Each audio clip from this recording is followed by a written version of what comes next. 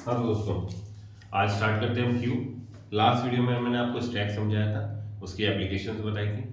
तो अब नया दूसरा लीनियर डाटा स्ट्रक्चर पढ़ते हैं क्यू। इंपॉर्टेंट है और ये आपकी second unit exam Q data structure. ठीक है, क्यू क्या है? आपका एक लीनियर डाटा स्ट्रक्चर है। सर सबसे पहले तो क्यू डाटा स्ट्रक्चर को एक्सप्लेन करो कि क्यू होता है। इसको बेसिकली आप एक लेमन एग्जाम्पल देखो, नॉर्मल जो आप देखते हो कि जैसे आपका मूवी देखने गए किसी हॉल में आप, तो ये आपकी टिकट विंडो है, टिकट विंडो टी, ठीक है। कि पहला बंदा आया वो सबसे आगे खड़ा हो गया, पहला बंदा आया ए, ये सबसे आगे खड़ा हो गया। नेक्स्ट बंदा इसके पीछे आगे खड़ा होगा, ठीक है। तो जो फर्स्ट एलिमेंट है क्यू का, उसको पॉइंट आउट करने के लिए हम यूज करते हैं फ्रंट को। अब नेक्स्ट बंदा फ्रंट के पीछे आया, अब लास्ट एलिमेंट को पॉइंट आउट करते हैं रियर। तो क्यू में दो पॉइंटर होते हैं, फ्रंट और रियर। फ्रंट का काम क्या होता है? क्यू के फर्स्ट एलिमेंट को पॉइंट आउट करना, और रियर का काम होता है क्यू के लास्ट एलिमेंट को पॉइंट आउट करना, ठीक है। अब नेक्स्ट एलिमेंट आएगा तो वो कहाँ जाएगा? सर रियर के पीछे। अब ये बंदा आया यहाँ खड़ा हुआ, तो अब रियर मेरा ये ना हो कि लास्ट एलिमेंट हो जाएगा ये, क्योंकि रियर का पर्पस ये है भाई, जैसे फ्रंट का पर्पस है फर्स्ट एलिमेंट को पॉइंट आउट करना, तो रियर का काम है क्यू के लास्ट एलिमेंट को पॉइंट आउट करना। तीसरा बंदा आके खड़ा हो गया। अब नेक्स्ट बंदा आया फोर्थ, तो आपने का फोर्थ बंदा आया, अब रियर अपडेट हो गया यहाँ आ जाएगा, क्योंकि रियर का सिंपल सा पर्पस है क्यू के लास्ट एलिमेंट को पॉइंट आउट करना। तो मैंने बोला कि क्यू एक लीनियर डाटा स्ट्रक्चर है। क्यों? अगर मैं पूछूं कि ये जो बंदा है इसका नाम है बी, इसका नाम है सी, इसका नाम है डी, अगर मैं पूछूं सी से जस्ट पहले कौन सा इमीडिएट प्रीडिसेसर, तो आप बोलते हो इमीडिएट प्रीडिसेसर इसका सी का है बी, सी का इमीडिएट सक्सेसर क्या है? डी। और हमें पता है लीनियर डाटा स्ट्रक्चर की प्रॉपर्टी यही होती है क्या, कि हर एलिमेंट का immediate predecessor and immediate successor should be unique, तो वो प्रॉपर्टी होल्ड कर रही है। तो मैं कह सकता हूँ कि क्यू एक क्या है? Linear data structure. क्यू क्या है? First point, linear data structure, LDS, ठीक है। क्यू में इंसर्शन कहाँ पे हो रहा है हमेशा? सर रियर एंड पे। जैसे ही कोई नया बंदा आएगा तो कहाँ ऐड होगा? रियर एंड पे, ठीक है। तो अपडेट क्या होगा? जैसे ही नया बंदा एक हो रहा है ई, तो तुमने कहा रियर अपडेट होके कहाँ जाएगा? सर इस लास्ट एलिमेंट में। रियर का काम है हमेशा लास्ट एलिमेंट को पॉइंट आउट करना। तो मैं कह सकता हूँ कि क्यू के अंदर इंसर्शन तो होता है रियर एंड पे, डिलीशन कहाँ से होगा? किसको सबसे पहले, अगर आप मूवी टिकट विंडो के आगे खड़े हो तो सबसे पहले टिकट किसको मिलता है? सर फ्रंट पे जो खड़ा है। तो तुमने बोला कि क्यू के अंदर इंसर्शन डिलीशन कहाँ होता है? डिफरेंट एंड पे होते हैं। इंसर्शन तो होता है हमेशा रियर एंड पे, और डिलीशन कहाँ से होता है? क्यू के फ्रंट एंड से। तो मैं कह सकता हूँ सेकेंड पॉइंट, क्यू के अंदर insertion and deletion takes place at different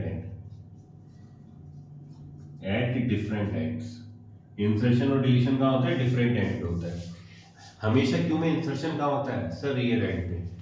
तो मैं बोल सकता हूँ third point, insertion takes place at rear end. Deletion कहां से होता है? हमेशा फ्रंट एंड से। Deletion takes place from front end, ठीक है। इंसर्शन तो हमेशा होगा रियर एंड पे, डिलीशन क्या होगा? फ्रंट एंड से। तो मैं कह सकता हूं कि क्यू में जो सबसे पहला बंदा आता है, सबसे पहले वही एक्सेस होता है। सबसे पहले टिकट किसको मिलेगा? जो भी क्यू में सबसे आगे खड़ा है। तो तुमने बोला कि क्यू के अंदर एक्सेसिंग ऑर्डर क्या होता है? किस ऑर्डर में एलिमेंट एक्सेस होते हैं? सर फ्रंट से चालू होते हैं, तो जो सबसे पहले आता है वही सबसे पहले एक्सेस होता है। तो मैं बोल सकता हूं fifth point, accessing order of a Q क्या होता है? Of a Q is FIFO, first in first out. तो क्यू का एक्सेसिंग ऑर्डर क्या होता है? First in first out. तो हमारे इंपॉर्टेंट पॉइंट पता होने चाहिए। तो क्यू क्या है? Linear data structure. क्यू में इंसर्शन और डिलीशन डिफरेंट एंड पे होता है। इंसर्शन होता है रियर एंड पे, डिलीशन हमेशा कहां से होता है? फ्रंट एंड से। क्यू का एक्सेसिंग ऑर्डर क्या होता है? First in first out. तो सबसे पहले तो हमें ये पता होना चाहिए। फिर मैंने बोला कि यार जैसे हमने स्टैक में बोला था कि स्टैक के एलिमेंट्स को रखने के लिए आपको या तो स्टैक को इंप्लीमेंट करने के लिए तो आपने एरे कॉन्सेप्ट यूज किया था या लिंक लिस्ट यूज किया था। मतलब क्या था कि स्टैक के एलिमेंट्स को या तो आप एरे में यूज करके सेव कर सकते हो या लिंक लिस्ट में सेव कर सकते हो। यही कॉन्सेप्ट हम क्यू में पढ़ते हैं। क्या क्यू को हम इंप्लीमेंट कर सकते हैं? Q can be implemented using array first और सेकंड यूजिंग लिंक लिस्ट। तो क्यू को हम इंप्लीमेंट कर सकते हैं एरे की हेल्प से और लिंक लिस्ट की हेल्प से। बेसिक पर्पज मतलब क्या कि क्यू के एलिमेंट को रखने के लिए आप या तो array as a container use कर सकते हो या link list as a container use कर सकते हो। हमने कहा ठीक है, हम देखेंगे एरे क्यू को हम एरे की हेल्प से इंप्लीमेंट कैसे करेंगे। फिर हमने लास्ट टाइम फर्स्ट लेक्चर में डिस्कस किया था कि हर डाटा स्ट्रक्चर अपने कुछ सेट ऑफ ऑपरेशन के साथ आता है। तो क्यू के दो स्टैंडर्ड ऑपरेशन होते हैं। क्यू का काम क्या है? क्यू के स्टैंडर्ड ऑपरेशंस जो आप क्यू पे परफॉर्म कर सकते हो। तो फर्स्ट क्यू के अंदर इंसर्शन ऑपरेशन को बोलते हैं एन क्यू ऑपरेशन। तो हमने बोला क्यू के अंदर फर्स्ट ऑपरेशन हम क्या कर सकते हैं? Enqueue. Enqueue operation क्या करता है? Insert a value at rear end of a queue. तो क्यू के अंदर फर्स्ट ऑपरेशन क्या होता है? Enqueue. एन क्यू मतलब वैल्यू इंसर्ट करना। आप क्यू के अंदर वैल्यू इंसर्ट कर सकते हो कहाँ? रियर एंड पे। दूसरा स्टैंडर्ड ऑपरेशन क्या होता है? डी क्यू मतलब फ्रंट से डिलीट करना। Delete an element from the front end of a Q. ठीक है, तो क्यू के अंदर इंसर्शन हमेशा रियर एंड को, तो इसको हम बोलते हैं एन क्यू ऑपरेशन। क्यू में से एलिमेंट को डिलीट करने को हम बोलते हैं डी क्यू ऑपरेशन। डिलीशन कहां से होता है? फ्रंट एंड से होता है। थर्ड ऑपरेशन आप चेक कर लिख सकते हो, इज एम्प्टी। ये ऑपरेशन क्या चेक करेगा कि भाई आपका क्यू एम्प्टी है या नहीं। फिर फोर्थ ऑपरेशन लगा सकते हो, इज फुल, कि भाई क्यू पे आप इज फुल फुली स्पेसिफाई कर सकते हो। इज फुल फंक्शन क्या चेक करेगा कि क्यू आपकी फुल है या नहीं। तो हमने कहा जब भी हम किसी डाटा स्ट्रक्चर को बात करेंगे तो सबसे पहले हम डाटा स्ट्रक्चर की बेसिक प्रॉपर्टी देखते हैं, फिर हम देखते हैं कि उस डाटा स्ट्रक्चर पे ऑपरेशन क्या क्या हो सकते हैं। तो क्यू के ऊपर हम स्टैंडर्ड ऑपरेशन क्या कर सकते हैं? इंसर्शन ऑपरेशन, जिसे हम बोलते हैं एन क्यू, जो कहाँ पे होता करता है? वैल्यू इंसर्ट रियर एंड पे। दूसरा स्टैंडर्ड ऑपरेशन क्या हो सकता है? डी क्यू, जो डिलीट करेगा क्यू के फ्रंट एंड से। फिर हम लिख सकते हैं इज एम्प्टी, कि क्यू एम्प्टी है या नहीं। इज फुल चेक करेगा कि क्यू में क्यू फुल तो नहीं है। अब बात आती है कि सर इस क्यू को इंप्लीमेंट करो, क्योंकि एग्जाम पर्पज से हमारे को क्या पूछा जाता है कि भाई एन क्यू की एल्गो लिखो, डी क्यू की एल्गो लिखो, तो हम उसको समझने की कोशिश करते हैं। तो हमने कहा ठीक है चलो आगे बढ़ते हैं सर। अब हम देखते हैं कि सर क्यू को आप एल की हेल्प से इंप्लीमेंट कैसे करोगे। तो मैं सबसे पहले कॉन्सेप्ट समझाता हूँ, फिर इसकी एल्गो लिखने में आपको टाइम नहीं लगेगा, ठीक है। तुमने कहा ठीक है सर, तो मैं लिख देता हूँ क्यू इम्प्लीमेंटेशन यूजिंग एरे। मतलब क्या कि आप क्यू को इंप्लीमेंट कर रहे हो, क्यू डाटा स्ट्रक्चर को, जिसमें आप उसके एलिमेंट्स को रखने के लिए कोई एरे यूज करोगे। जैसे स्टैक में हमने एरे की हेल्प से किया था। हमने कहा ठीक है, तो हमने कहा भाई क्यू के अंदर आपने दो चीज बोली, फ्रंट और रियर। फ्रंट का काम है क्यू के फर्स्ट एलिमेंट को पॉइंट आउट करना, रियर का काम है क्यू के लास्ट एलिमेंट को पॉइंट आउट करना। तो जब मैं क्यू को इंप्लीमेंट कर रहा हूँ यूजिंग एरे, तो मैंने कहा मैंने एक एरे लिया, ठीक है, जिसमें मैं इसके एलिमेंट्स को रखूंगा फर्स्ट सेकंड थर्ड। ये आपका एक एरे जिसका नाम दे दिया मैं एर, ठीक है। माना इस एरे का साइज क्या है? जो साइज है इसका वो है मैक्स साइज। एरे का साइज कितना है? मैक्स साइज के बराबर है। तो अगर मैं आपसे पूछूं इस एरे में मैक्सिमम इंडेक्सिंग कितनी हो सकती है, तुमने कहा 0 1 2 dot dot dot dot, last वाले एलिमेंट का इंडेक्स क्या होगा? Max underscore size minus last वाला। क्यों? क्योंकि जब एरे का साइज 6 होता है तो हम 0 पे इंडेक्सिंग यूज करते हैं, तो 0 से लेके 5 तक आप इंडेक्सिंग कर सकते हो। तो जब साइज मैक्स साइज है तो इंडेक्सिंग 0 से लेके मैक्स साइज -1 तक जाएगी। उन्होंने कहा ठीक है। मैंने कहा कि अभी क्यू में कुछ नहीं डाला, तो तुमने क्या कहा? जब क्यू में कुछ नहीं डाला तो फ्रंट और रियर किसे पॉइंट आउट भी नहीं करेंगे, तो इसलिए हम इनिशियलाइज किसको कर लेते हैं? फ्रंट को सर -1 से, और रियर को इनिशियलाइज कर लेते हैं -1 से, ठीक है। तो अभी हमारा बेसिक सेटअप हम कर रहे हैं अपनी एल्गोस को लिखने का। तो हमने कहा क्यू है, उसके एलिमेंट्स रखने के लिए हमने एक एरे यूज किया जिसका साइज कितना है? मैक्स साइज के बराबर। तो इंडेक्सिंग कितनी हो सकती है? 0 से लेके मैक्स साइज -1 तक। अभी क्यू में कुछ नहीं है तो हमने कहा फ्रंट को भी -1 से इनिशियलाइज करते हैं, रियर को भी -1 से, ठीक है। तो तुमने कहा अब तुम एनक्यू सोचो, अगर मैं एनक्यू वैल्यू इंसर्ट करने की कोशिश कर रहा हूँ, तो अगर बाई चांस मेरी साइज क्यू है ये 0 1 2, 1 डाल दिया 2 डाल दिया, तो 0 1 2, तो इस एरे का साइज कितना है? 3 है, तो मैक्सिमम इंडेक्सिंग 2 तक हो सकती है। अगर इसके बाद में नया वैल्यू इंसर्ट करूँ तो ये तो भैया क्या हो गया, ये तो ऑलरेडी क्यू फुल हो चुकी, तो जब भी आप इंसर्ट करोगे एन क्यू की एल्गो लिखोगे तो सबसे पहले आप ये चेक करो कि क्यू में आप वैल्यू इंसर्ट कर भी पा रहे हो, मतलब कि जो क्यू के लिए आप एरे यूज कर रहे हो कंटेनर उसके एलिमेंट्स को रखने के लिए, अगर वो ऑलरेडी फुल हो चुका तो क्यू में इंसर्शन ही नहीं हो सकता। तो उन्होंने कहा यही सबसे पहला पॉइंट है क्या, कि भाई सबसे पहले अगर आप एन क्यू की एल्गो सोचते हो, एन क्यू, इस ऑपरेशन को मैं लिख रहा हूँ एन क्यू और क्या कर रहा हूँ, किसी वैल्यू को इंसर्ट करने की एल्गो लिख रहा हूँ, ठीक है। तो फर्स्ट स्टेप मेरा क्या होना चाहिए, मैं सबसे पहले चेक करूंगा कि इस एरे में जो आपके क्यू के एलिमेंट्स को रख रहा है, होल्ड कर रहा है, उसमें स्पेस है भी या नहीं। कैसे चेक करेंगे, तो हम चेक कर लेते हैं क्या, क्योंकि हमने एक से आपसे बात करी क्या कि भाई अगर आपकी फर्स्ट एलिमेंट को पॉइंट आउट करता है फ्रंट, लास्ट एलिमेंट को पॉइंट आउट करता है रियर, तो जब भी आप इंसर्ट करते हो तो आप बात किससे करते हो, क्योंकि इंसर्शन केवल रियर एंड पे होता है। मतलब क्या, समझने की कोशिश करो, अगर मेरा क्यू है ऐसा कुछ, ये मेरा क्यू का एरे है, इसमें 5 डाल दिए 6 डाल दिए, तो फ्रंट तो पॉइंट आउट करेगा फर्स्ट इंडेक्स को 0 1 2 3, रियर पॉइंट आउट करेगा लास्ट इंडेक्स को कि भाई रिसेंट आइटम आपने कहाँ किस इंडेक्स पे इंसर्ट किया। अब अगर मैं इससे कहूँगा 7 इंसर्ट कर, तो ये मेरा है एरे। अगर मुझे नए एलिमेंट को इंसर्ट करना है तो मैं सबसे पहले रियर को एक बढ़ाऊंगा, देन उस इंडेक्स पे अपनी नए एलिमेंट 7 को इंसर्ट कर दूंगा।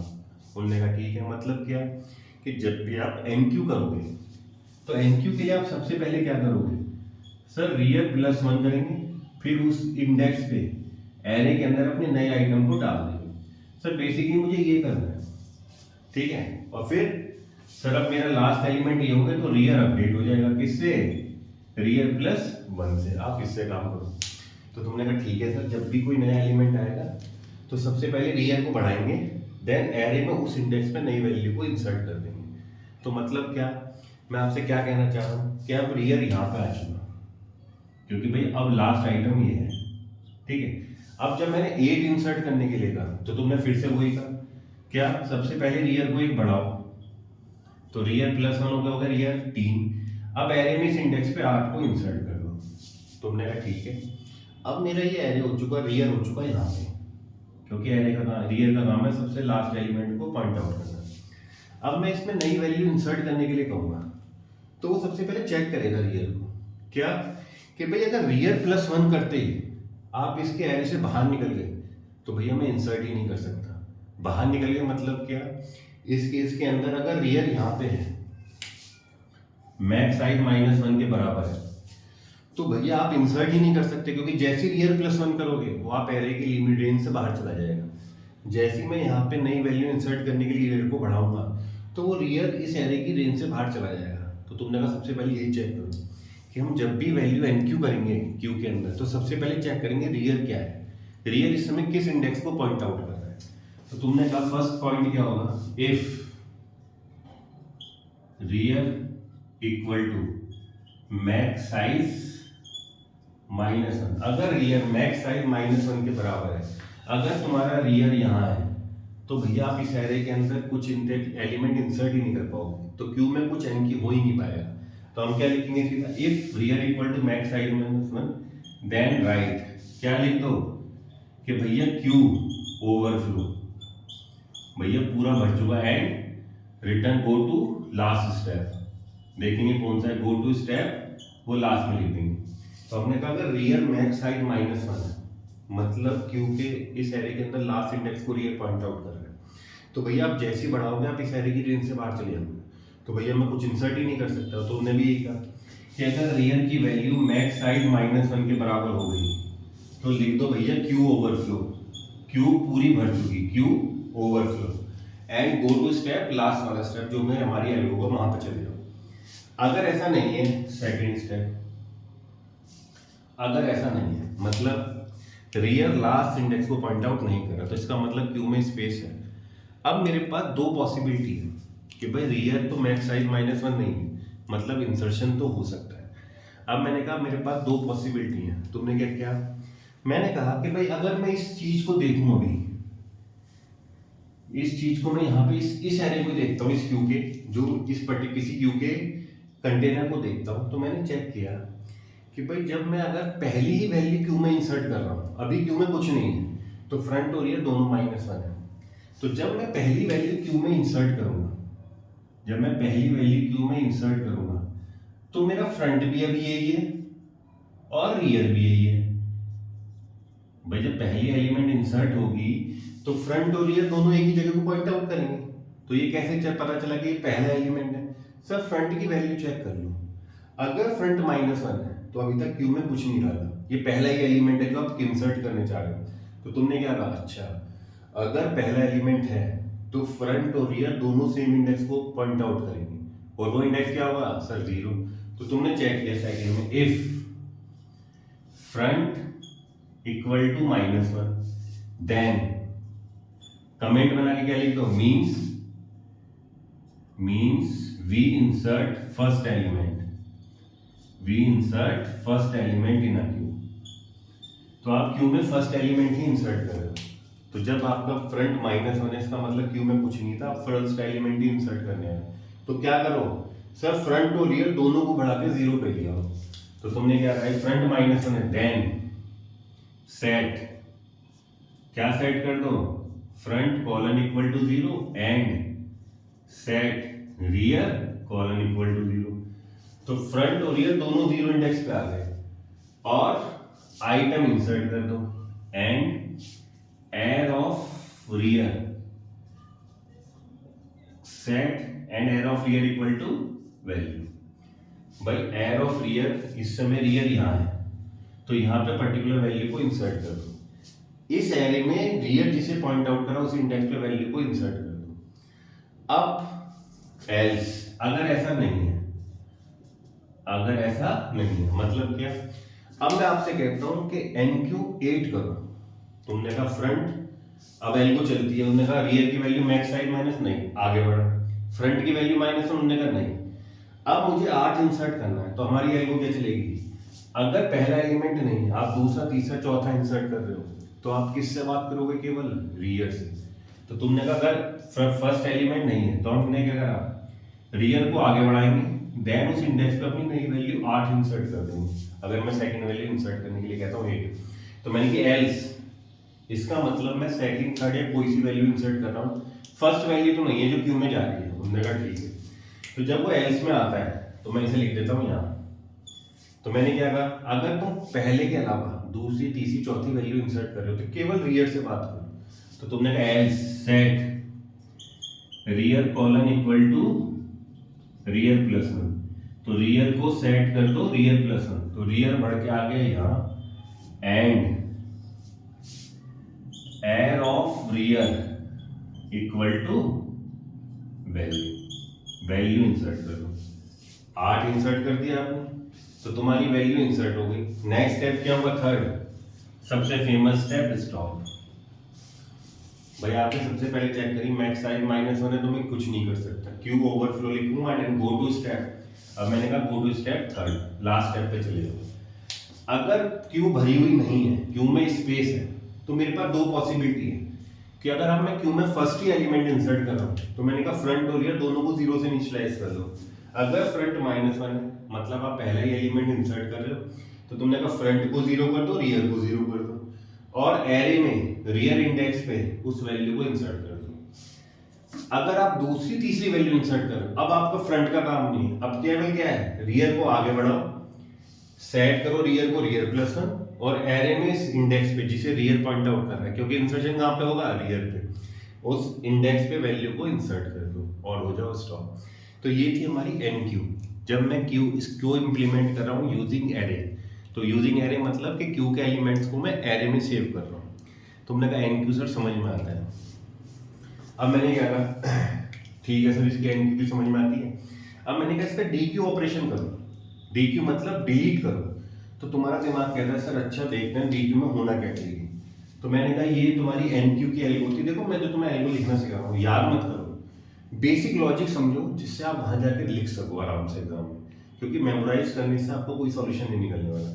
तुमने कहा ठीक है सर अब DQ और समझाओ, मैं नहीं समझा। अब मान के चलते DQ मतलब डिलीट करने की, और मैंने बोला था कि क्यू के अंदर डिलीशन कहां से होता है, केवल फ्रंट एंड से। अब अपना केस बनाते हैं एक चीज, क्या कि भाई हमने सोचा कि हमें DQ ऑपरेशन करना है, और मेरी क्यू के एलिमेंट को मैंने इस एरे में रख रखा है 0 1 2 3 5 10 15। तो फ्रंट तो मेरा फर्स्ट इंडेक्स को पॉइंट आउट कर रहा है, फर्स्ट एलिमेंट के इंडेक्स को, और रियर लास्ट एलिमेंट के इंडेक्स को। ठीक है, मैंने कहा कि डी क्यू ऑपरेशन करो, तुमने कहा डी क्यू, अच्छा चलो हम डी क्यू कर रहे हैं। मैंने कहा ठीक है, इसका काम क्या है डी क्यू का, फ्रंट एलिमेंट को डिलीट करना। बट सोचो अगर क्यू में कुछ हो ही ना तो आप डिलीट कहां से करोगे? तो सबसे पहले तो ये चेक करो कि क्यू के अंदर कुछ है भी, वो पता कैसे चलेगा? सर आपने जब एन क्यू की इंप्लीमेंटेशन बताई, आपने कहा था अगर फ्रंट -1 है तो मतलब क्यू खाली है। तो मैंने कहा यही स्टेप चेक कर ले। तुमने कहा इफ, क्योंकि अगर एलिमेंट होगा तो फ्रंट -1 है, क्योंकि एरे की इंडेक्सिंग हमेशा पॉजिटिव होगी। तो तुमने कहा if front equal to -1 then write, क्या लिख दो, क्यू अंडरफ्लो, क्योंकि भैया एंड गो टू स्टेप 3, तीसरे स्टेप पे चले जाओ। क्यू अंडरफ्लो मतलब क्या? क्योंकि भाई डी क्यू मतलब डिलीट करना था। अगर फ्रंट -1 है तो इसका मतलब क्या, क्यू में कुछ है ही नहीं तो मैं डी क्यू कहां से करूंगा? तो तुमने कहा अगर फ्रंट -1 है देन राइट क्यू अंडरफ्लो और यहीं से रिटर्न हो जाओ। अगर ऐसा नहीं है, अगर ऐसा नहीं, अब दो पॉसिबिलिटी है। सर दो पॉसिबिलिटी क्या है? क्यू में एक से ज्यादा एलिमेंट भी हो सकते हैं और क्यू में केवल एक एलिमेंट भी हो सकता है। अगर क्यू में एक एलिमेंट है 5, केवल यही है, तो फ्रंट भी यही होगा और रियर भी यही होगा। तो अगर क्यू में एक भी एलिमेंट नहीं है तो अंडरफ्लो लिखो और निकल जाओ। अगर क्यू में केवल एक एलिमेंट है, सर ये पता कैसे चलेगा? मैंने कि फ्रंट और रियर का इंडेक्स वैल्यू सेम होगी। तुमने कहा ये सही है। अगर क्यू में केवल एक एलिमेंट है तो फ्रंट और रियर दोनों सेम को ही पॉइंट आउट कर रहे होंगे। अगर एक से ज्यादा है तो फ्रंट और रियर अलग अलग इंडेक्स को पॉइंट आउट करेंगे। तुमने कहा ठीक है, चेक कर लेते हैं। तुमने कहा if front equal to rear, तो मैं समझ गया केवल एक ही एलिमेंट है और वही डिलीट होने वाला है। देन अब जब मैं इसे डिलीट कर दूंगा तो भैया मैं फ्रंट और रियर दोनों को क्या कर दूंगा वापस से? अरे -1, क्योंकि यही बताता है कि क्यू में कुछ नहीं बचा। अगर फ्रंट और रियर एक बराबर है मतलब केवल एक एलिमेंट है, then set front colon equal to -1 and set rear colon equal to -1। कि भाई अगर एक ही एलिमेंट है तो वो ही डिलीट हो गया, तो फ्रंट और रियर दोनों को माइनस हो गया। अगर एक से ज्यादा है, एल्स अगर भैया एक से ज्यादा है तो केवल फ्रंट को अपडेट करके यहां ले आओ, क्योंकि मुझे ये डिलीट करना है तो फ्रंट मेरा इसको पॉइंट आउट करना चाहिए। उन्होंने कहा ठीक है, else set front colon equal to front +1। भाई अगर एक से ज्यादा एलिमेंट है, पहले को डिलीट करना तो फ्रंट को अपडेट कर दो, तो फ्रंट अभी से पॉइंट करने लगेगा। उन्होंने कहा ठीक है। थर्ड स्टेप क्या होगा? फेमस स्टॉप, कि भाई अब स्टॉप हो जाओ, हमने डीक्यू कर दिया। तो क्यू के अंदर ये फेमस एल्गोस थी जो आपको पता होनी चाहिए। तो आप समराइज करते हैं। क्यू क्या है? एक लीनियर डाटा स्ट्रक्चर। क्यू में इंसर्शन डिलीशन का होता है डिफरेंट एंड पे। इंसर्शन हमेशा होता है रियर एंड पे, डिलीशन कहाँ से होता है? फ्रंट एंड से। ठीक है। फिर क्यू के अंदर हमने बोला क्या क्या कि आप उसके अंदर एन क्यू इंसर्शन ऑपरेशन को बोलते हो, डी क्यू डिलीशन को बोलते हो। फिर आपने इज फुल इज एम्प्टी ये वाले फंक्शन पे हम स्पेसिफाई कर सकते हैं। फिर हमने एन क्यू और डी क्यू की एल्गोस देखी। अब मेरा काम क्या है? उन्होंने कहा कि भाई इस क्यू के अंदर जो प्रॉब्लम है उसको आइडेंटिफाई करो, तभी आप सर्कुलर क्यू को समझ सकते हैं, क्योंकि जो सेकंड कंपोनेंट है आपकी यूनिट का वो है सर्कुलर क्यू। तो उन्होंने कहा सबसे पहले हम सिंपल क्यू जो है हमारी, इसकी जो प्रॉब्लम है उसको समझने की कोशिश करते हैं। उन्होंने कहा ठीक है। तो उन्होंने कहा समझते हैं इसकी कोशिश को। उन्होंने कहा समझो। तो हमारे पिक्चर में आता है सर्कुलर क्यू, कि भाई सर्कुलर क्यू क्या है और ये सिंपल क्यू की प्रॉब्लम क्या है, सबसे पहले वो आइडेंटिफाई करते हैं। देखो माना मेरी क्यू के एलिमेंट इसमें पड़े हुए हैं 5 10 15 20 25 30। ये क्यू इस समय पूरी भरी हुई है और इसकी इंडेक्सिंग कितनी है? 0 1 2 3 4 5। तो क्यू का साइज है 6, क्योंकि 5 इंडेक्स है तो मैक्सिमम, तो साइज कितना होगा? 6। तो क्यू का साइज है 6। उन्होंने कहा अगर क्यू पूरी भरी हुई है, हमने कहा ठीक है। मैंने कहा अगर मैं नया एलिमेंट एन क्यू करने की कोशिश करता हूँ, नया एलिमेंट एन क्यू करता हूँ, तो वो बात करेगा रियर से। तो इस समय फ्रंट यहाँ है आपके पास, ठीक है, और रियर यहाँ है। उन्होंने कहा ठीक है सर, मेरी क्यू का साइज 6 था, तो क्यू में ऑलरेडी 6 एलिमेंट है, तो मेरे लिए क्यू ओवरफ्लो है। अब जैसे मैं क्यू का एन क्यू करूंगा 39 हो, तो वो बात करेगा रियर से। वो कहता है यार तेरा जो एरे था जिसमें तो क्यू के एलिमेंट रख रहा था, उसका साइज 6 था। उन्होंने कहा ठीक है, ऑलरेडी रियर की वैल्यू 5 हो चुकी है, तो भैया क्यू ओवरफ्लो है, मैं नहीं इंसर्ट कर सकता। बट अब सोचने की कोशिश करना, मैंने इसके फ्रंट एलिमेंट से एक को डिलीट किया, तो फ्रंट अपडेट हो गया यहाँ पे। एक और फ्रंट से डी क्यू कर दिया, तो फ्रंट अपडेट हो गया यहाँ पे। तो सिंपल क्यू का जो लॉजिक है, अब मैं आपसे 39 इंसर्ट करने के लिए कहूँ, तो एन क्यू वापिस से कहेगा। एन क्यू में आप सबसे पहले चेक क्या करते हो कि रियर इक्वल टू साइड -1, कि भाई एरे का साइज 6 है, अगर रियर की वैल्यू 5 है तो तुम इंसर्ट नहीं कर सकते। बट अगर मैं देखूं, अरे रियर भले ही लास्ट इंडेक्स को पॉइंट आउट कर रहा है, बट ये स्टार्टिंग इंडेक्स तो फ्री हो गए ना आपके पास। तो उन्होंने यही कहा, उन्होंने क्या कहा, सिंपल क्यू के अंदर प्रॉब्लम क्या है कि अगर रियर आपके लास्ट इंडेक्स को पॉइंट आउट कर रहा है, जो आपके एरे का लास्ट इंडेक्स है, तो आप सिंपल क्या चेक करते थे, इफ अगर एरे की वैल्यू 6 है, तो मेरी एल्गो के according if rear equal to 6 - 1 5 then write overflow, वो सीधा ओवरफ्लो लिख देता इसी पॉइंट पे। वो स्टार्टिंग में चेक नहीं करता। उनने कहा सिंपल से सोच, भाई रियर भले ही 5 है, बट स्टार्टिंग में तो स्पेस खाली है, तो तू क्यों ओवरफ्लो क्यों बोल रहा है। यही कॉन्सेप्ट को पकड़ के कि वापिस से अगर क्यू पूरी भर जाए और स्टार्टिंग में स्पेस खाली हो, तो रियर को वापिस से अपडेट करके यहां ले आओ। उन्होंने कहा अगर क्यू में तुम्हारा रियर लास्ट इंडेक्स को पॉइंट आउट कर रहा है, बट स्टार्टिंग में अगर स्पेस है, तो आप रियर को मॉडिफाई करके स्टार्टिंग में ले आओ। अब यहाँ पे तुम अपनी नई वैल्यू इंसर्ट कर सकते हो एन क्यू। तो ये सिंपल क्यू में नहीं हो सकता था, क्योंकि सिंपल क्यू तो केवल रियर से बात करता था। तो उन्होंने यही कॉन्सेप्ट बना दिया सर्कुलर क्यू। मतलब क्या, लास्ट को अगर रियर लास्ट में पहुंच गया, बट अगर स्टार्टिंग में स्पेस खाली है, तो आप रियर को अपडेट करके स्टार्टिंग में ले आओ। अब यहाँ से हम सोचना चालू करते हैं, क्या कि सर पता कैसे चलेगा कि भाई अब मैं क्यू ओवरफ्लो किस सिचुएशन में बोलूं। मैंने कहा सुन, अगर तेरी फ्रंट की वैल्यू होती कुछ 5 23 33, अगर फ्रंट की वैल्यू है 0 और रियर की वैल्यू है मैक्स साइज -1, तो तुम कह सकते हो क्यू पूरी भरी है। भाई देखो फ्रंट 0 है और रियर की वैल्यू जो एरे का मैक्सिमम साइज है उससे कम, मतलब 5, मतलब लास्ट इंडेक्स, तो मैं डैम श्योर हूं क्यू पूरी भरी हुई है। बट अगर फ्रंट की वैल्यू 0 नहीं है, फ्रंट की वैल्यू है 2, रियर की वैल्यू भले ही मैक्स साइज -1 है, एरे के साइज से बराबर -1 है, लास्ट इंडेक्स है बेसिकली, बट फ्रंट 0 नहीं है, तो मैं डैम श्योर हूं आगे स्पेस खाली है। उन्होंने कहा ये सही है। तो अब उन्होंने बोला कि अब क्यू ओवरफ्लो की सर्कुलर क्यू के अंदर तुम डेफिनेशन को थोड़ा चेंज करो। वो चेक करता था क्यू ओवरफ्लो में एन क्यू के अंदर कि अगर rear equal to max size -1, तो वो सीधा ओवरफ्लो बोले था। तुमने कहा वैसा नहीं है, अगर फ्रंट 0 है एंड रियर मैक्स साइज -1 है, तभी तेरी क्यू ओवरफ्लो है। तब तुमने कहा अच्छा, पहला कंडीशन तो समझ में आया कि भाई अगर ऐसी सिचुएशन है कि फ्रंट 0 नहीं है और रियर लास्ट है, तो तुम कह सकते हो आगे स्पेस खाली है, रियर यूज हो सकता है। अगर अब दूसरी चीज क्या है, चलो तुमने ये मान लिया, तुम्हें समझ में आ गया थोड़ा सा, तुमने कहा चलो सर मैंने 39 ऐड किया, अब मैं सर इस इंडेक्स पे पहुंचू कैसे। भाई क्यू रियर तो लास्ट है, अगर तुम सिंपली रियर +1 करोगे वो तो 6 पे जाएगा। उन्होंने कहा ऐसे नहीं करना। तो तुमने कहा तुम क्या करें, उन्होंने कहा सिंपल सा कर, अब जो रियर की वैल्यू है उसमें एक जोड़ और इसका मॉड ले दे इस एरे के साइज से, वो है 6।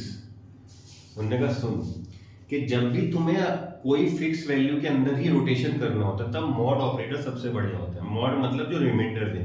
खुद सोचो, अगर मैं चाहता हूं केवल 4 तक वैल्यू जनरेट हो, 1 2 3 4 0 1 2 3 4, ये 4 5 ही वैल्यू जनरेट हो, मैंने कि कितना ही बड़ा नंबर ले दे, लेकिन तू जैसे ही उसका मॉड 5 करेगा तो रिमाइंडर हमेशा 0 से 4 के बीच में ही आएगा।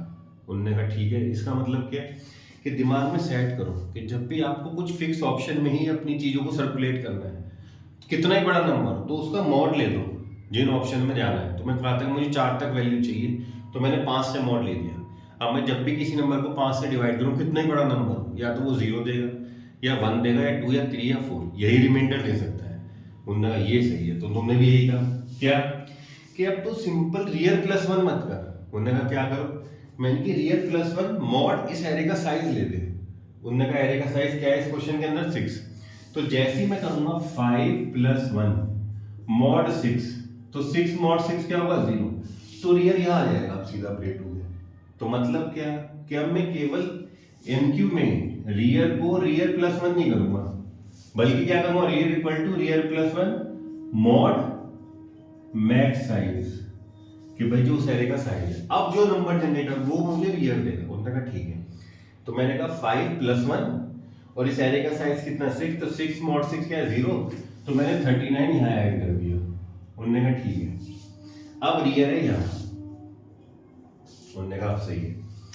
अब मैंने कहा चलो NQ 40 करो, एक नई वैल्यू और ऐड करो। तुमने कहा ठीक है भाई अब चेक करते हैं। उन्होंने कहा, मैंने कहा ठीक है इससे कर। तो तुमने कहा भाई 0 + 1, 0 में एक जोड़ा, क्योंकि जब भी NQ करोगे मैंने कहा रियल प्लस 1 कर। तुमने कहा 0, अभी इंडेक्स 0 है रियल का, +1, तो 0 + 1 1 मॉड 6 क्या आएगा 1। उन्होंने कहा ठीक है, तुमने 40 इंसर्ट कर दी। उन्होंने कहा ठीक है। उन्होंने कहा अब आओ, मैंने कि 50 इंसर्ट कर। तुमने कहा रुक। अब मैं जैसी इस समय रियल है यहां, तुमने कहा जैसे तुमने रियल प्लस 1 मॉड 6 किया, 1 + 1 मॉड 6 मतलब 2, अरे भाई ये तो फ्रंट के बराबर है। उन्होंने कहा दूसरी चीज होगी, मैं आप कह सकता हूं कि सर्कुलर क्यू दो सिचुएशन में फुल होगी। कब, जब फ्रंट 0 और रियल लास्ट इंडेक्स हो। दूसरी चीज क्या, अगर रियल + 1 करते ही आप फ्रंट के बराबर हो तब भी तो क्यू ओवरफ्लो है। उन्होंने कहा हाँ ये सही है। तो उन्होंने बोला सर्कुलर क्यू के अंदर क्यू ओवरफ्लो होने की 2 कंडीशन आप चेक करो, उनमें से अगर कोई सी भी एग्जिस्ट कर रही है तो मैं बोल दूंगा क्यू फुल है। पहली कंडीशन क्या कि अगर रियल में एक जोड़ा अगर वो फ्रंट के बराबर आ गया तो मैं डैम श्योर हूं क्यू भरी हुई है, जो ये वाला केस है। दूसरा केस क्या कि भाई अगर आपका फ्रंट 0 है, 1 2 3 4 5 फ्रंट है यहाँ 0 1 2 3 4 5 और रियर है यहाँ, तो मैं कह सकता हूं भाई फ्रंट अगर 0 को पॉइंट कर रहा है और रियर लास्ट इंडेक्स को एरे के, तो मैं भी बोल सकता हूं भाई ये क्यू भरी हुई है 5 10 15 20 25 30, तब भी मैं इंसर्ट नहीं कर सकता। तो उन्होंने यही कहा। उन्होंने कहा सर्कुलर क्यू क्या करता है कि अगर स्टार्टिंग में कोई स्पेस वैकेंट हो गया डीक्यू ऑपरेशन के कारण, तो उस स्पेस को रीयूज कर लेता है। रीयूज करने के लिए कोई नई चीज नहीं है भाई, सिंपल सा क्या करो, उस रियर में एक जोड़ के उसका मॉड ले दो सूटर, तो मॉड लेते वो कहाँ जाएगा सर्कुलेट, वापस से 0 इंडेक्स की चीजें जनरेट करने लगे। उन्होंने कहा तो फिर NQ में डिफरेंशिएशन क्या होगा, मैंने कि थोड़े से लॉजिक का डिफरेंशिएशन होता। उन्होंने कहा कैसे, तो मैंने कि सर्कुलर क्यू, तो तुम्हें समझ में आना चाहिए सर्कुलर क्यू है क्या। सर्कुलर क्यू, तो सबसे पहले तो दिक्कत क्या थी कि जो तुम्हारी सिंपल क्यू थी उसमें अगर आपने डीक्यू ऑपरेशन करा तो जो स्टार्टिंग में अगर आपका स्पेस वैकेंट हुआ तो सिंपल क्यू क्या करती थी, वो केवल रियर से बात करती थी। अगर रियर की वैल्यू मैक्स साइज -1 है तो वो ओवरफ्लो लिख देती थी, वो ये देखता ही नहीं था कि आगे स्पेस खाली है। बट सर्कुलर क्यू इस चीज को देखेगा कि भले ही रियर लास्ट में है लेकिन अगर स्टार्टिंग में भी स्पेस खाली है तो उसको रीयूज कर लेता है सर्कुलर क्यू। तब मैंने आपसे 2 चीज बोली, क्या कि भाई सर्कुलर क्यू के अंदर ओवरफ्लो 2 ही सिचुएशन में होगा। उन्होंने कहा कैसे, मैंने कि पहला if front equal to 0 and rear equal to max size -1, या तो ये कंडीशन हो। तुमने बोला अच्छा पहला पार्ट, अगर फ्रंट की 0 है वैल्यू और रियर लास्ट वाला इंडेक्स है तो आप ओवरफ्लो बोलोगे या। तुमने कहा या। दूसरी चीज क्या है, मैंने कहा कि अगर रियर +1 इक्वल टू अगर आपके रियर +1 भी फ्रंट के बराबर है तो भी तो आप ओवरफ्लो बोलोगे। जैसे ये केस था भाई, रियर में मैंने जैसी एक जोड़ा अब जैसे ही एक जोड़ोगे वो फ्रंट के बराबर आ गया, तो तुमने कहा अभी मैं कुछ इंसर्ट नहीं कर सकता, तो मैंने कहा बस यही दो चीज देखनी है क्या, अगर फ्रंट 0 है और रियर लास्ट है तो तू ओवरफ्लो बोल, या फ्रंट रियर प्लस 1, तुमने कहा सर मॉड मैंने ले भी लिखा तो कोई फर्क नहीं पड़ेगा, rear plus 1 mod max underscore size, अगर ये फ्रंट के बराबर है तब भी तुम क्या लिखोगे, देन राइट क्या, queue overflow and return and go to step 3, go to step 3। उन्होंने कहा ठीक है सर। सबसे पहले तो एन क्यू के लिए तुमने सर्कुलर क्यू के लिए ओवरफ्लो सिचुएशन आइडेंटिफाई की कि अगर फ्रंट 0 पे और रियर लास्ट मैक्स साइड -1 तो ओवरफ्लो, या रियर +1 अगर फ्रंट के बराबर है तो ओवरफ्लो, अगर ऐसा नहीं है, सेकंड अगर ऐसा नहीं है तुमने कहा ठीक है, मैंने कहा अब क्या केस, तुमने कहा अब सब वही केस है क्या, कि अगर सर्कुलर क्यू में पहला एलिमेंट इंसर्ट कर रहे हो, अगर सर्कुलर क्यू में भाई पहले एलिमेंट के लिए तो सर्कुलर क्यू हो चाहे कोई सी क्यू सब एक जैसी होती है, क्यों, सर्कुलर क्यू में भी फ्रंट इनिशियली -1 रियर इनिशियली -1, तो जब मैं अगर फर्स्ट एलिमेंट सर्कुलर क्यू में इंसर्ट कर रहा हूं तो मैंने कहा if front equal to -1 then, भाई पहला एलिमेंट इंसर्ट कर रहे हो, तुमने कहा ठीक है पहला एलिमेंट इंसर्ट कर रहे हैं, तो मैंने कि सेट कर दे front equal to 0 and set rear equal to 0, तो फ्रंट को भी यहाँ लिया और रियर को भी यहाँ लिया और पहली वैल्यू इंसर्ट कर दो। उन्होंने कहा पहले में तो कोई केस नहीं, इसके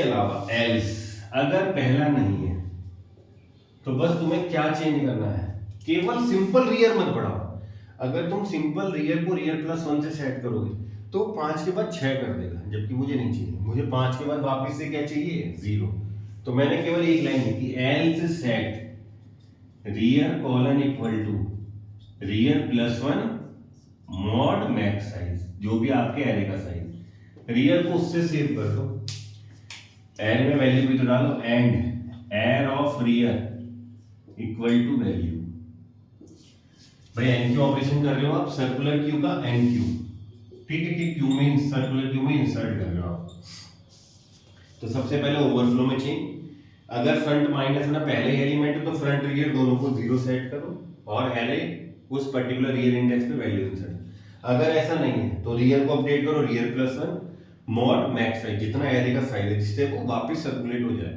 and air of rear equal to value, और थर्ड स्टेप क्या होगा फेमस स्टॉप, तुमने कहा यही सर्कुलर क्यू है बस। सर्कुलर क्यू में आप बेसिकली क्या कर रहे हो, जो सिंपल क्यू स्टार्टिंग में स्पेस को नहीं देखता वो केवल रियर से बात करता था, रियर के बेस पे डिसाइड करता था कि वो ओवरफ्लो है या नहीं, बट सर्कुलर क्यू में हम स्टार्टिंग में भी स्पेस को रीयूज कर सकते हैं, तो सर्कुलर क्यू बेसिकली रीयूज कर लेता है स्पेस को, उन्होंने कहा ये बहुत सही है सर। अब मैंने क्या कहा, तो उसके अंदर हमने केवल रियर को रियर +1 मॉड साइज से अपडेट किया, बाकी कुछ नहीं किया, तो ये आपकी एन क्यू की एल्गो है। अब दिमाग क्या कहता है, सर ये सिंपल सी है कि हाँ बहुत सिंपल है, तो तुमने कहा सर इसकी डीक्यू और बता दो हाथों हाथ, मान लीजिए। अब देखते हैं डीक्यू में केस क्या क्या होंगे, ये सबसे बढ़िया है, पूछने लायक है, एग्जाम में सिंपल क्यू नहीं पूछेंगे, वो सर्कुलर क्यू को सी के एल्गो लिखवाते हैं, तो हमें उसी को चीजों को समझना चाहिए, ठीक है। अब आया सर्कुलर क्यू में डी क्यू कैसे करें सर, मैंने डी क्यू समझते हैं, चलो उन्होंने कहा ठीक है सर, उन्होंने कहा डी क्यू कैसे करेंगे, मैंने कहा देख सिचुएशन बनाते हैं, 5 6 7 8 9 रियर यहाँ है और फ्रंट तेरा यहाँ है, ठीक है भाई, कोई दिक्कत नहीं। उन्होंने कहा डी क्यू करो, मैंने क्या बोला हमेशा क्यू में डिलीशन कहाँ से होता है, फ्रंट एंड से होता है, तुमने कहा डिलीट किया पहला, इसको डिलीट किया, फ्रंट अपडेट हो गया, मतलब डिलीट किया तो फ्रंट को आगे बढ़ाते थे, इसको भी अपडेट किया तो फ्रंट अपडेट हो गया यहाँ आ गया, इसको भी डिलीट किया तो फ्रंट अपडेट हो गया यहाँ आ गया। अब मैं जैसे ही इसको डिलीट करूंगा, अब मैं फ्रंट को आगे नहीं भेजूंगा, ओवर ये आपकी रेंज आउट ऑफ रेंज हो जाएगा, तो अगर फ्रंट अपडेट होता होता मैक्स साइज -1 है, अगर फ्रंट की वैल्यू खुद सोचो मैक्स के लास्ट में है, तो जैसे आप डिलीट करोगे तो फ्रंट कहां जाना चाहिए घूम के जीरो इंडेक्स पे आ जाना चाहिए। उन्होंने कहा सही है सर। तो मैं क्या कह सकता हूँ, if front equal to max size -1, भाई अगर लास्ट इंडेक्स पे है, फ्रंट अगर यहां है, तो डी की ऑपरेशन के बाद क्या होगा, then set front equal to 0, क्योंकि जैसे ही आप ये समझो कि फ्रंट इस समय यहां पे था 8 में, ठीक है, लास्ट एलिमेंट भाई फ्रंट पे डिलीट करते करते फ्रंट यहां आ गया, अब तुम्हें डी क्यू करना है, तो तुमने कहा अगर फ्रंट मैक्स साइड -1 और मैं डी क्यू कर रहा हूं अभी, तो मैं घटा के फ्रंट को वापस से कहां ले आऊंगा, जीरो इंडेक्स में ले आऊंगा, कोई और कुछ नहीं पीएचडी करनी। तुमने कहा ठीक है, तो सबसे पहले यही चेक करते हैं। तो डी क्यू से सबसे पहले कंडीशन क्या, sir D Q like element है या नहीं, ये तो चेक कर ले। हमने कहा चेक करो, तुमने कहा if front equal to -1 then write, भैया अगर फ्रंट -1 है तो क्यू में कुछ है ही नहीं, then write queue underflow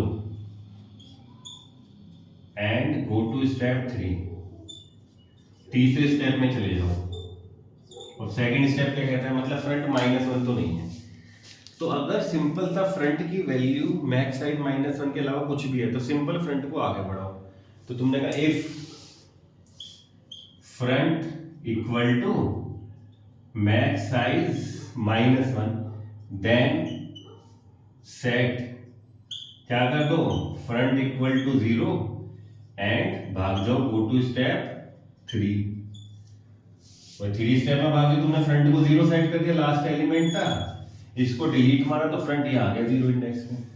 else अगर ऐसा नहीं है, मतलब फ्रंट लास्ट एलिमेंट नहीं, वो पॉइंट इस समय यहां पे नहीं है, तो सिंपल फ्रंट को फ्रंट +1 करो। Else set front equal to front +1, ठीक है।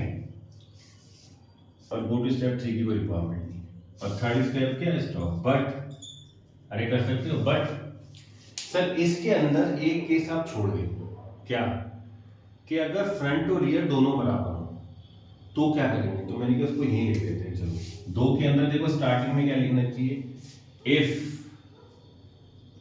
फ्रंट इक्वल टू रियर, मतलब एक ही है, चाहे फ्रंट लास्ट में दोनों अगर बराबर है मतलब एक ही है, then set front equal to -1 and rear equal to -1। और ये बाकी तुम एल्स के अंदर लिख देना, एल्स ये सब। भाई सबसे पहले ये चेक कर लो, अगर फ्रंट -1 है तो अंडरफ्लो भाग जाओ, अगर ऐसा नहीं है तो चेक करो अगर फ्रंट और रियर बराबर है तो डिलीट करते ही फ्रंट और रियर दोनों -1, एल्स उसके बाद ये चीज है। तो तुम्हारा दूसरा पॉइंट यहां से स्टार्ट है, यहां से, ठीक है, वो मैंने नोट्स में दिख जाएगा, वो दिखा देंगे। उसके बाद वो सीधा इस एल्स पे आएगा। भाई अगर एक से ज्यादा एलिमेंट है तब आप ये पॉसिबिलिटी देखते हो। तो ये सिंपल सा डी क्यू है। अगर भाई फ्रंट अगर तुम्हारी कंडीशन ये कुछ होती 3 4 5 6 7, फ्रंट अभी आपका चलो यहाँ है,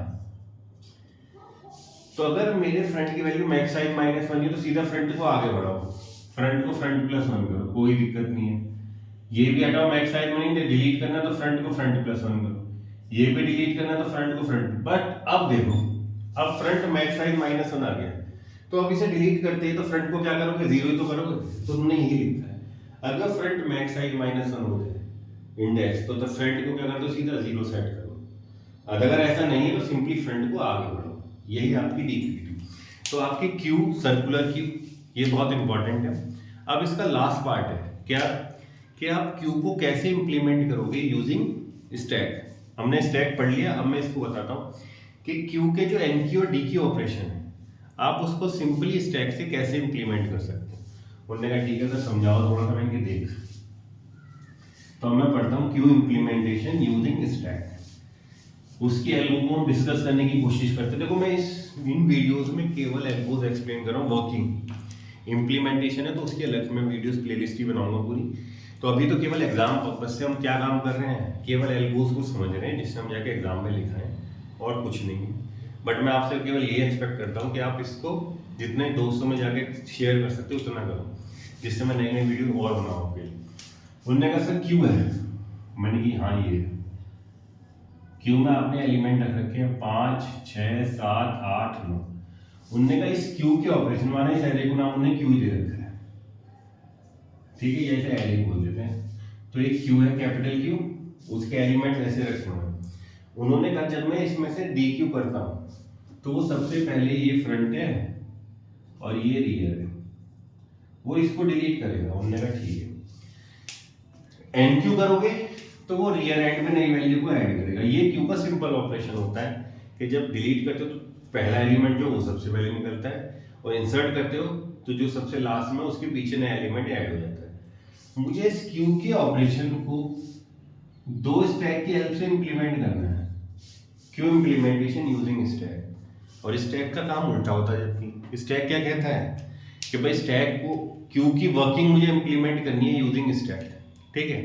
तो उन्होंने कहा क्यू स्टैक तो थोड़ा उल्टा वर्क करता है। उन्होंने कहा ठीक है,